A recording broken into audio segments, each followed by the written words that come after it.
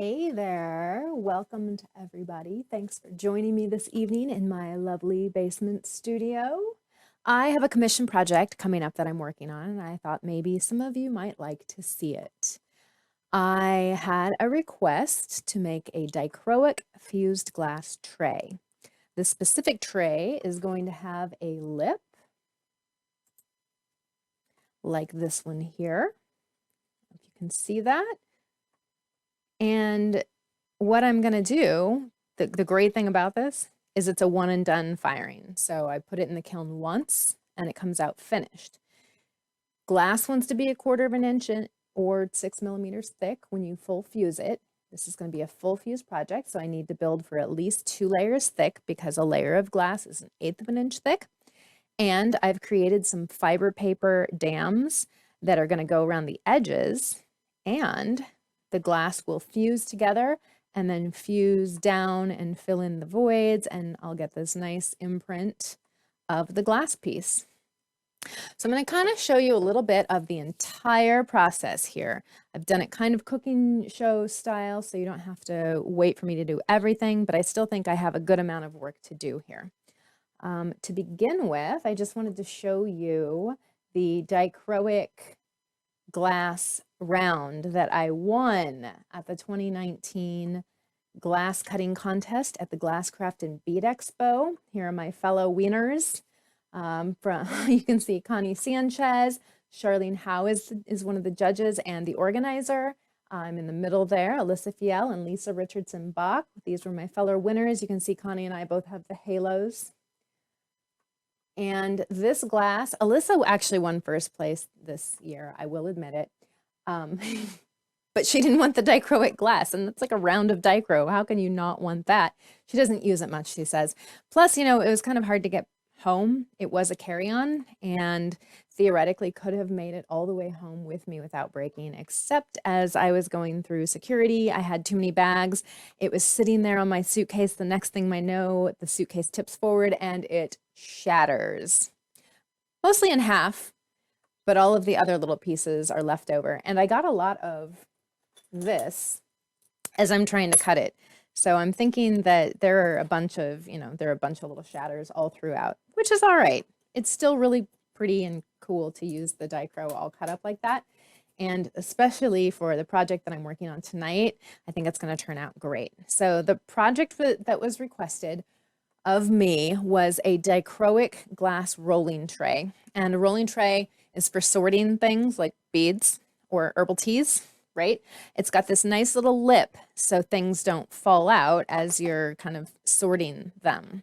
Well, this is a little bit too small. I'd say this is maybe a soap dish of sorts, and I need something a little bit bigger. So here is the piece that I've started working on, right? So let's see, do this for you. So I cut all those little pieces with my mosaic nippers. I'll show you how I do that. I first started with a base piece of glass. That was the black that I'm working on here. The plan is black glass in the middle, the dichroic glass on top. I did a test of this dichro first because sometimes the dichro is a crackle dichro and it gives you a weird texture if it's not capped when it's fired, but this turned out just fine. And then the bottom layer is going to be clear, but not just any clear, it's an iridized clear. So I'm going to do the iridized layer down, which is when iridized glass is fired uncapped, it gives you this really cool kind of Reiku look. Reiku is a pottery style that gives you this metallic iridescence on the outside. Same thing happens with the glass. So first things first, let's go ahead and get started by cutting some glass because this piece is all ready, right? I'll show you how I started by cutting the iridized glass. I cut the glass, the black glass, this exact same way. And I want my glass to be the same size. Typically when I'm building with 2 layers and I have a clear layer as the top, I will make my clear layer just slightly bigger than the bottom layer because then it fuses around the edges and gives me a nice lens. But this is going to be on the bottom, so I don't want it sticking out. So I'm just going to do it the same size. That way the glass The black, when it falls, has more of a chance of rounding over the edges, and the dichro layer, it's really thin glass, but it gives it a little bit more volume and it encourages a little bit of growth. So to begin with, measuring my glass over here, it is about 5 inches by 7 1/8. And I already set these up here. These are my glass stops. I set them up so they'd be the right size already. So I've got 2 glass tops, which means that if I don't have a right angle on my Morton board, I still have a straight edge when I'm cutting. And when I cut, I like to score on the side of the glass that is either not dichro or not iridescent, because that metallic coating can kind of get in the way as you're cutting, and some of the coating can actually flake off if you press too hard. Don't want to do that. I'm going to come up here and I'm just going to give it a nice score all the way down. So that's going to be 1 piece of glass. And then I'm going to bring my running pliers over, and I've made this score line. I think you can kind of see it there, right?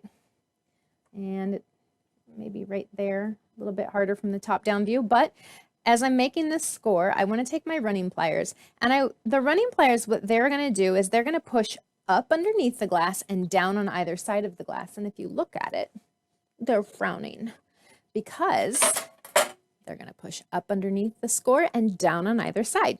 Now, theoretically, I could do this with my hands by pushing up underneath the glass and down on either side, but just as easy to do it with the tool, and there's less of a chance that I'm going to cut myself.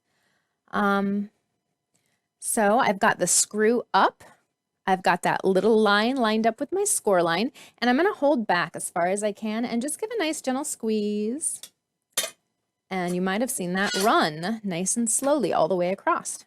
Sometimes when I run that score, I won't finish my score from the one side. I'll get it to go as far as I can, and I don't want to squeeze down really hard because that can force the glass to break in a way that it doesn't want to, especially if your score wasn't just right. So then you can turn it around and just break it from the other side to finish that score off. Regardless, this piece turned out great. We're going to do that there. I'll come back and perhaps do this after we're all done here, because I don't need to cut everything out for you. And then get this one. Sometimes these glass stops don't come out. They're nice and tight in there. You don't unscrew the glass stop. That will just make it fall apart. It's handy. You can take the running pliers and just kind of wiggle back and forth and pull it out. It comes right out of the hole. All right, so I'm looking at my dichro, and it looks like a pretty even coating all the way across. So I'm going to come in here, and these glass stops over here were set up to my bigger piece of, or the length of my piece of glass. I'm going to come in here, give it another score, and break that off. Okay. Well, this is going to be ready. So that's going to be my first layer. This is my second layer with slight bits of a third layer on there, right? So when I put this in the kiln, I'm going to put it on my fiber paper dam cutout thingy that I've got, and just set that aside for now. All right, so this is the second piece that I was starting on, rather. So I laid out the other piece of glass, and it had a good bit of sparkle, and I figured I'd lay the dichro all across it, and then I laid this one out, and I didn't, it was kind of late. I didn't really feel like laying everything out last night, so I thought, I'd kind of space it out a little bit more evenly, and I kind of like the way it looks. And notice I'm tipping this glass up to show you what's going on. If I were to do that normally, without gluing things, that glass would go all over the place. This hasn't been tacked yet. So what I do is I just put everything in place, and then I take my glue of choice, the No Days liquid fusing adhesive. It's very viscous, so you don't have to lay it down on the glass before you get started. And when it dries, it's a really strong bond.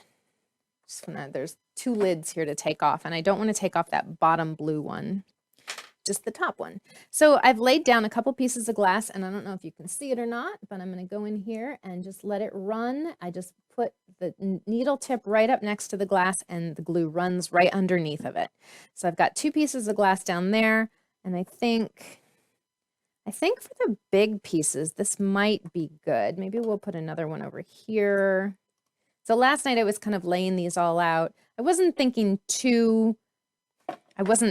overthinking my design too much, rather. Just kind of laying things out and wanted to see what they ended up looking like. I started off with everything going in one direction before, like it is on the other plate. And then I decided, I got to a point where I just decided that, a little bit of negative space might be a nice thing. Just sit right down there. All right. And I do like the negative space on this one, actually. I kind of think I like this better than the other one. However, then I was looking at some of these pieces of glass that I have and thinking, I kind of like the contrast in size, right? So I was thinking I'd put one right here. So I can just turn this sideways like this. I'm going to take my glass cutter. And, I said, don't cut on the Dichro side. Well, I'm going to cut on the Dichro side because I can see where it is. I can see where I want it. I'm just going to go ahead and give it a nice little score right here. Don't want to push too hard because see, I pushed pretty good there. You don't see any Dichro chips flaking off, right? Breaks right like I want it to. I'm going to go ahead and stick that there. Because I know that's where I want it, I'm just going to go ahead and put this glue here. The glue doesn't set up right away. It kind of takes overnight to set up unless you're going to try and speed it up. If you're in a really dry location, it's going to dry a lot quicker. If you're in a warmer location, it's going to dry a bit quicker. So if I wanted to speed this up, I could heat it a little bit and help it dry that way. But I don't plan on firing this until tomorrow anyway. So I'm going to go in here and fit a couple other pieces in just because I really do like this contrast. So that one kind of like that. Maybe. Do I? I don't know. I don't know if I do or not. That one, I like that there. All right, so I'm going to come in here and score that right there. And see how I'm kind of pulling those apart? It's not just pulling them, it's the whole pushing up underneath the score and down on either side. So same thing that I was doing with the running pliers, just with my hands instead. Okay, swirl that around to get the glue underneath it. Then I've just got this big area right here. Maybe that's where this one goes. How does that look? Maybe it needs this one instead, something a little bit more organic. Yeah, I like that. Okay, that one goes there. And notice I'm just putting a couple bits of glue down there. On the bigger pieces, I like to get a little bit of glue in a couple of areas to hold it down. I don't like to put the glue right underneath the piece anytime because the edges of the glass can seal before the glue in the middle has a chance to burn off and escape, depending on your firing schedule.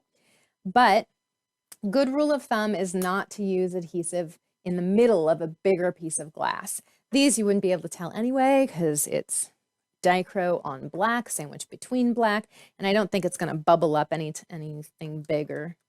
I don't think I have any worries about that. There we go. I'm going to score that one, and it is a little tiny bit, so I'm going to go ahead and use the running pliers there to help me break that off. A little bit more glue. And I think I might call this one good. I'll set it aside for now and maybe come back to it and look to see if there's anywhere where I think maybe I should put some more slivers. But I really do like the contrast this time. I kind of wanted to go with bigger pieces and smaller pieces to combine them, right? Okay, so we'll set that aside over there.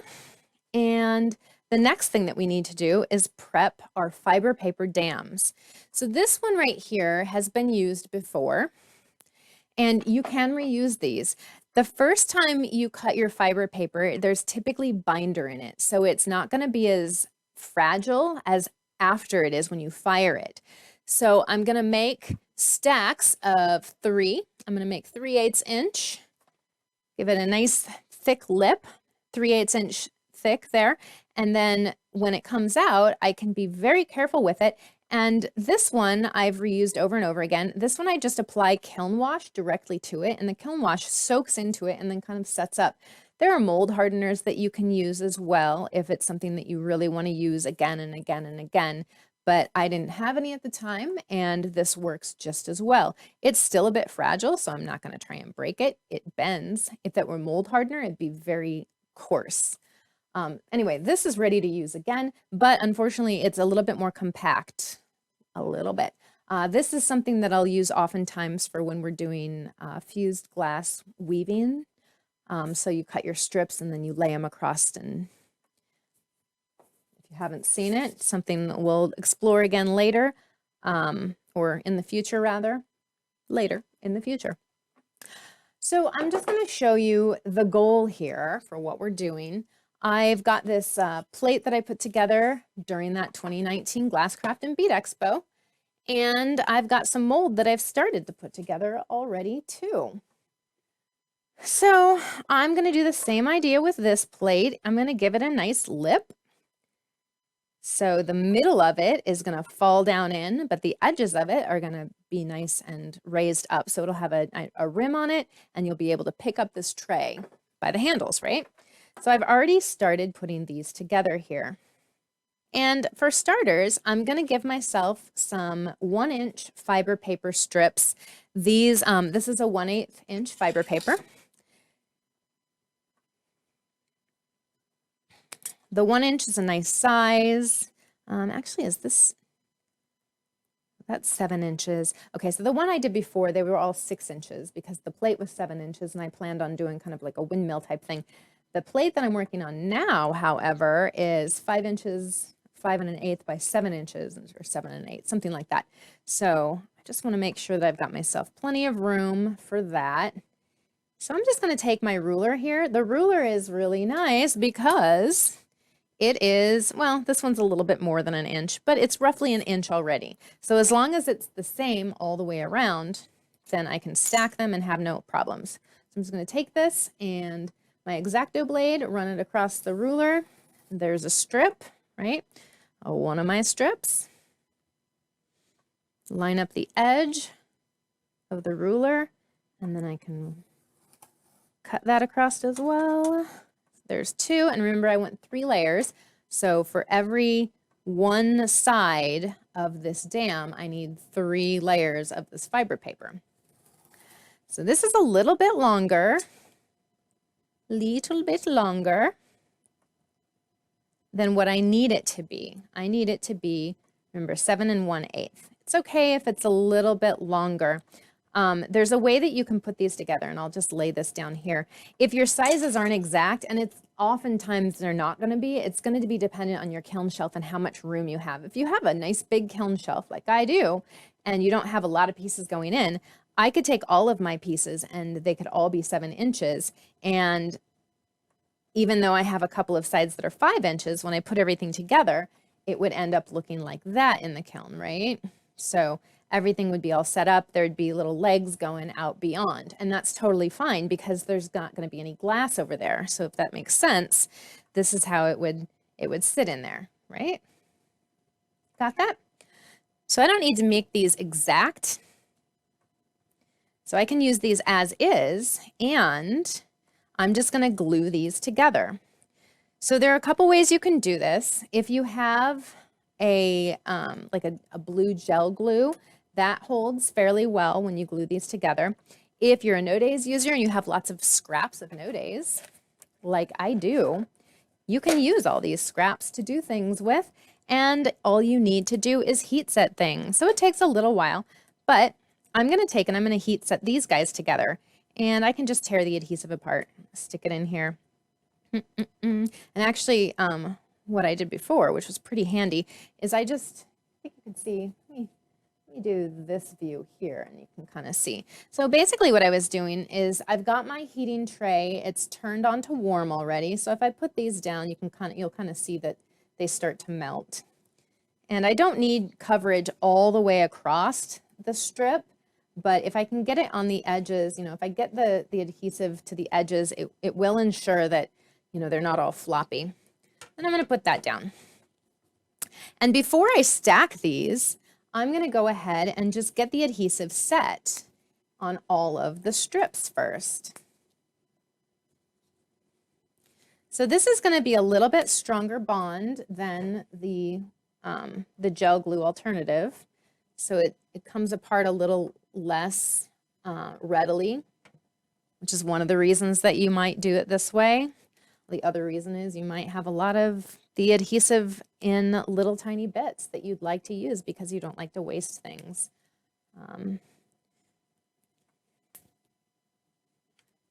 All right. So I've got those 3 going right there. And then I'm just going to take and, well, these don't need to be weighted down. That's pretty good. I could take a piece of glass and weight this down a little bit, and that would ensure that the adhesive is really going to get in there, right?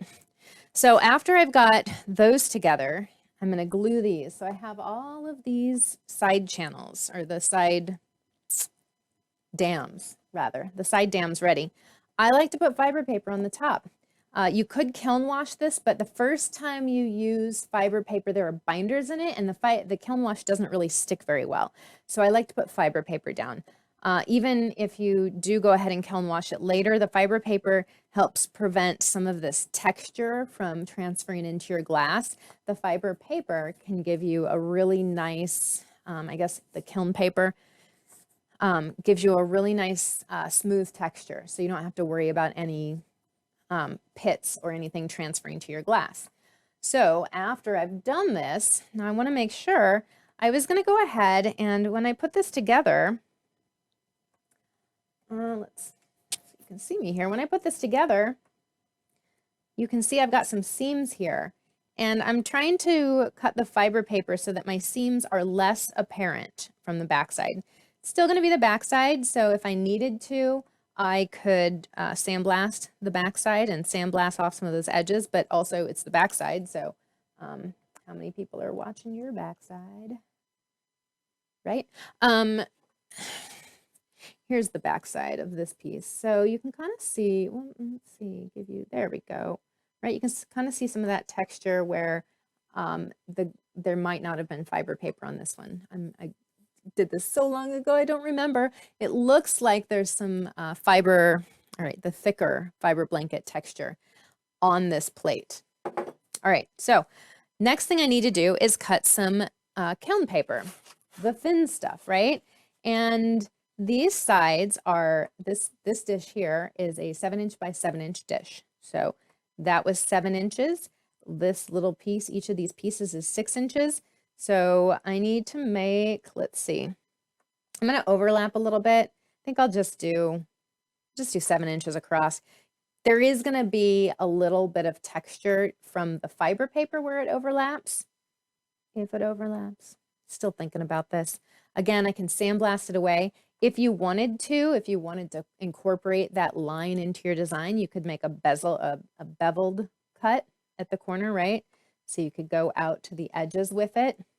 But again, it's the back side, and I usually don't get too caught up on all of that. So I'm going to measure this. This is about 13 inches. So I think that works for me. So I'm just going to go ahead and cut that straight across here then. Got my 1-inch strip and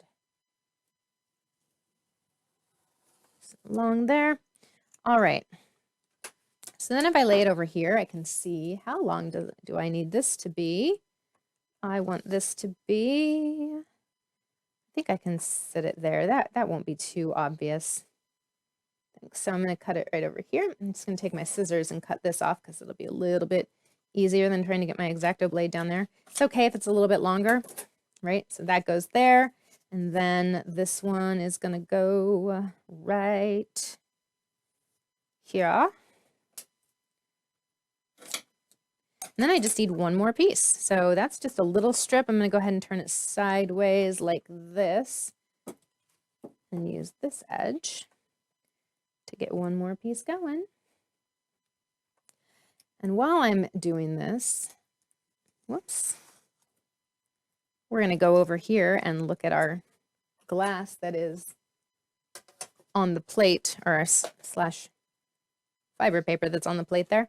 All right, so if I pick this up, I've got adhesive there. You can kind of see there's some yellow adhesive there. I'm just going to stick that on top of there, and then I'm going to take this and I'll stick that on top of there. And then again, I could take the paper and do the same thing with the adhesive down there. That's about the same length there. So I'm just going to go ahead and take, whoops. Yeah. All right. Doing this for you guys.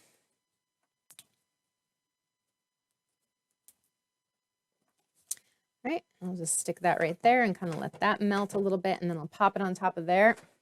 And then in the meantime, this is basically the last step that we've got here is this fiber paper that's already been created, you know, this fiber paper dam basically. So the way that I'm gluing this is going to overlap at the corners. So it will be one piece that I'll pick up to transport to the kiln, and then I will put it down on the kiln shelf. Envision that that's all glued down together. And then I'm going to take my plate and put that on top of it, make sure that it's nice and centered, that the I want the lip to be nice and even all the way around. And then I'm going to stick that in my kiln for a full fuse. Same thing with the Dichro pieces that I've got going on here.